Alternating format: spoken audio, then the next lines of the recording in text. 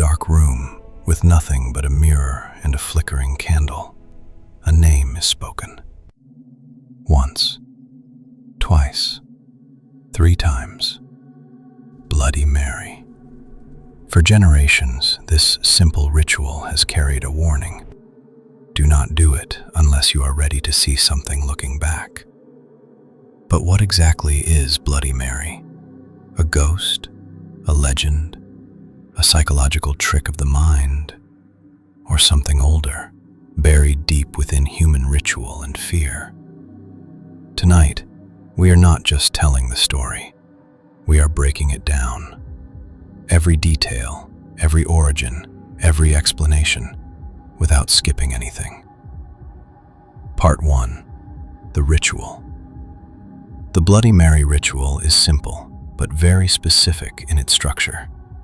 It almost always includes a mirror, darkness, isolation, and repetition.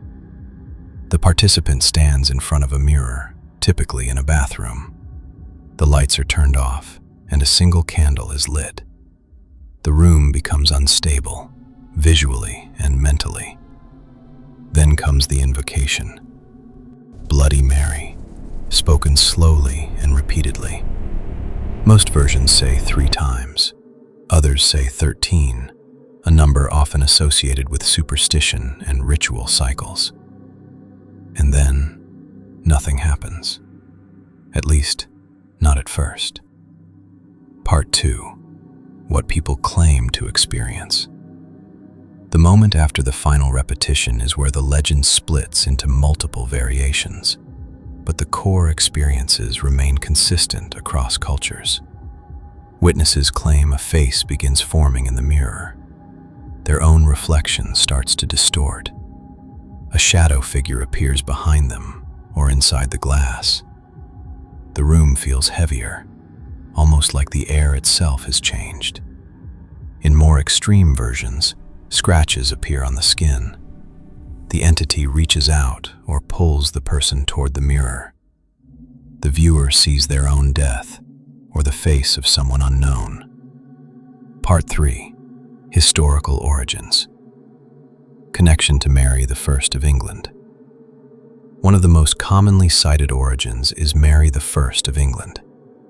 She ruled in the mid-1500s and became known for her violent persecution of Protestants. Roughly 280 to 300 people were executed.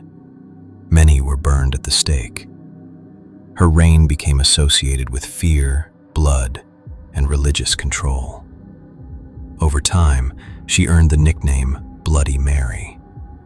However, there is no historical record linking her to mirrors, summoning rituals, or supernatural appearances. Her role in the legend is most likely symbolic. Her name gave the story weight, but not its structure. Pre-existing mirror rituals. Long before Mary I, humans were already using mirrors for ritual and divination. These practices existed across Europe and beyond. One of the most well-documented forms is known as katoptromancy, or mirror divination. This involved gazing into reflective surfaces, using low light or candlelight, and seeking visions of the future or the spirit world.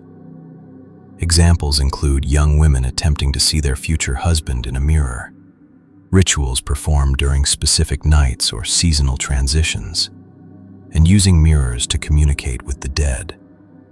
There was also a strong belief that mirrors could trap souls, reflect spiritual entities, and act as a doorway between worlds. This is why, in some cultures, mirrors were covered after someone died. The Bloody Mary ritual fits almost perfectly into this older framework. Other possible influences. The legend likely absorbed elements from multiple sources. Folklore about witches appearing in reflective surfaces. Stories of women accused of dark rituals. Historical figures like Elizabeth Bathory, whose story became exaggerated into blood-related myths. Over time, these influences merged into one identity. A name was attached, and the ritual was simplified. Something does happen when people perform this ritual. The Bloody Mary ritual is often done alone, at night, and in silence. If we remove the idea of it being a game, the structure becomes more interesting. The ritual includes a repeated name, a reflective surface, darkness, and fire from the candlelight.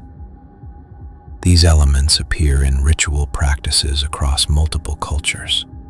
Bloody Mary is not just a ghost story. It is a convergence point where history, folklore, psychology, and human fear all meet in one place: the mirror. And when you stand there in the dark, waiting, the most important question is not whether Bloody Mary is real.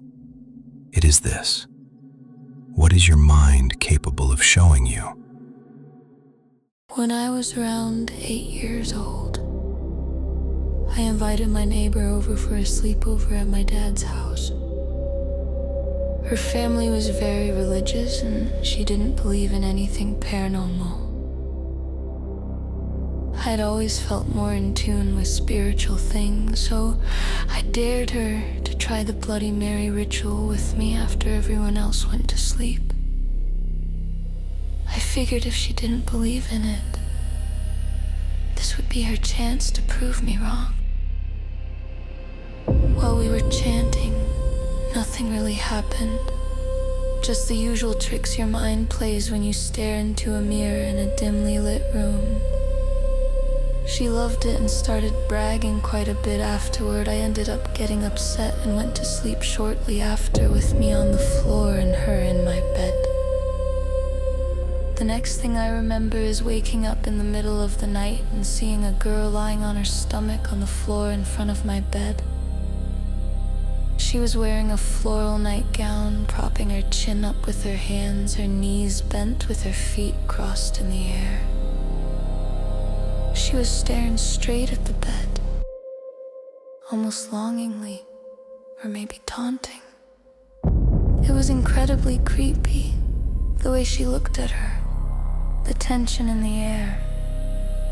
It felt so heavy. I was afraid to move.